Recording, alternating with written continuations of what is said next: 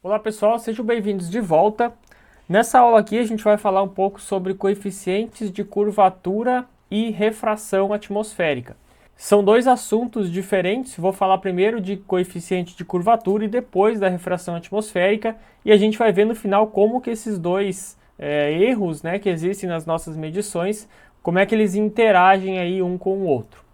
Bom, meu nome é Guilherme, se vocês tiverem qualquer dúvida aí na disciplina, os outros professores responsáveis são o professor Arthur e o professor Dalton. Aqui tem o e-mail de todo mundo, né, para vocês entrarem em contato. Então vamos ver primeiro aqui os conceitos, né? Em razão da curvatura da Terra, as superfícies de nível são esferas concêntricas que produzem erros nas leituras das visadas. Esses erros eles precisam ser corrigidos. Então a gente faz medições, nas nossas medições a gente faz as medições num plano, né? Quando a gente instala o nosso equipamento, a gente nivela ele na bolha, a gente está criando um plano onde vão ser feitas as medições, porém o local onde a gente está fazendo as medições é na Terra, né? Na superfície terrestre, e essa superfície terrestre ela tem uma curvatura natural dela.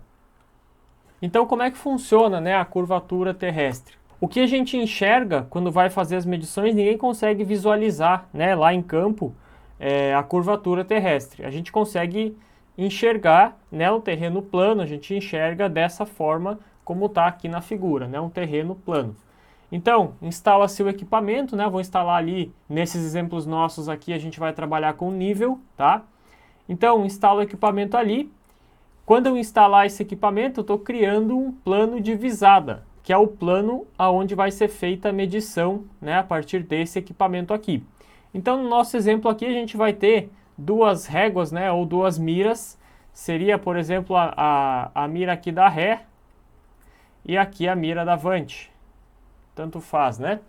Então, esse é o exemplo padrão, né, de um nivelamento. A gente faz a leitura aqui na ré, depois faz a leitura na avante e determina o desnível, né, entre a ré aqui e a avante aqui. Porém, se a gente for considerar a curvatura terrestre, o nosso terreno, na verdade, ele não é tão plano assim.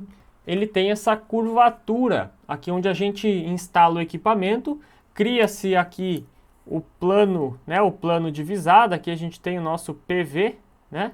E aqui na superfície onde a gente está trabalhando existe essa curvatura que é a curvatura terrestre, tá? Obviamente aqui no desenho ele está bem exagerado, né? Mas é importante vocês saberem que apesar de ela ser extremamente pequena, né, para as medições que a gente faz, tá? Essa curvatura ela existe e a gente tem que saber que ela existe para a gente conseguir tratar ela quando for necessário. Então agora que a gente já viu como funciona a curvatura terrestre, a gente vai ver a refração atmosférica. Quando se faz uma visada de um ponto para outro, o raio visual, ao atravessar as camadas atmosféricas de diferentes densidades, ele vai se refratar, ele vai seguir uma trajetória curva. Então a visada que a gente faz de um ponto a outro, ela não necessariamente segue uma linha reta, ela segue uma trajetória curva. E essa trajetória curva ela situa-se sobre o plano vertical visual, né? Ela tem uma concavidade que vai se dirigir sobre a superfície do solo. O que isso quer dizer? Na prática, nas operações altimétricas, né, nossas medições de nível aí, por exemplo, o erro devido à curvatura terrestre, que é o erro que a gente acabou de ver, ele vai se apresentar diminuído em razão do efeito da refração atmosférica sobre o raio visual. Isso significa que a refração atmosférica ela ajuda a corrigir o erro existente da curvatura terrestre. Então, são dois erros que eles acabam um anulando o outro, né? Não é exatamente anulando, mas um minimiza um pouco o outro erro, tá? Então, voltando para o nosso desenho aqui, né? Agora a gente já sabe que a superfície que a gente está fazendo a medição, ela tem essa curvatura. Temos lá o nosso nível instalado em cima dessa superfície, as nossas duas miras, né, a ré e a avante, e aí a medição que eu faço em cima dessa superfície, ela também tem lá a sua curvatura.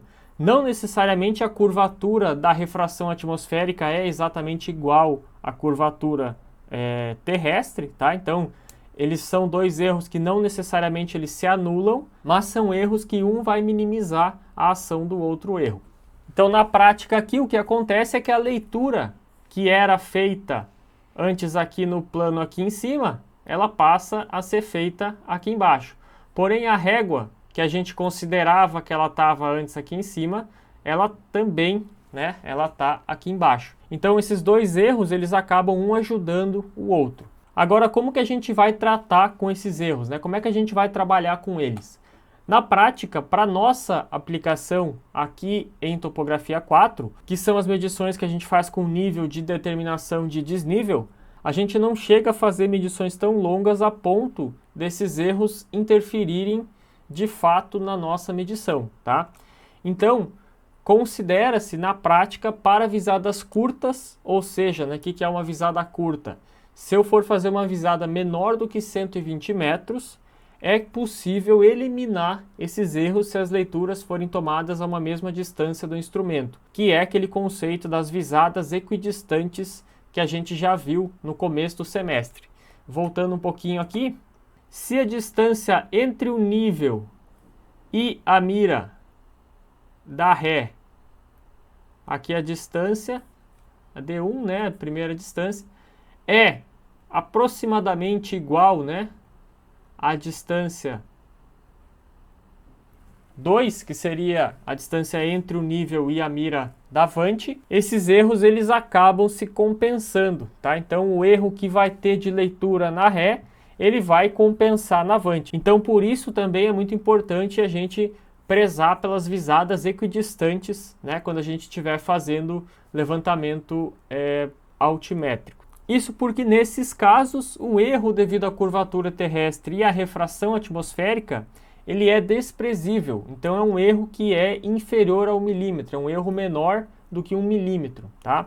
Nesses casos que a gente faz medições com visadas curtas, menores que 120 metros. Então falamos desses dois erros, né? É importante que vocês saibam que esses erros existem, porém na nossa prática aqui a gente não vai aplicar eles, tá? A gente não vai utilizar.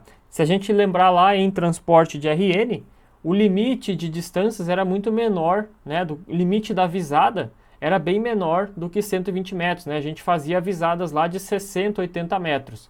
Então, dificilmente a gente vai fazer uma visada maior do que 120 metros para a gente precisar aplicar, né, esse tipo de correção aqui. Beleza, pessoal? Então, para essa aula era isso.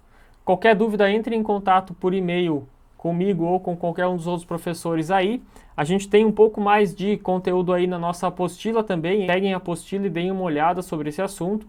E até a próxima aula.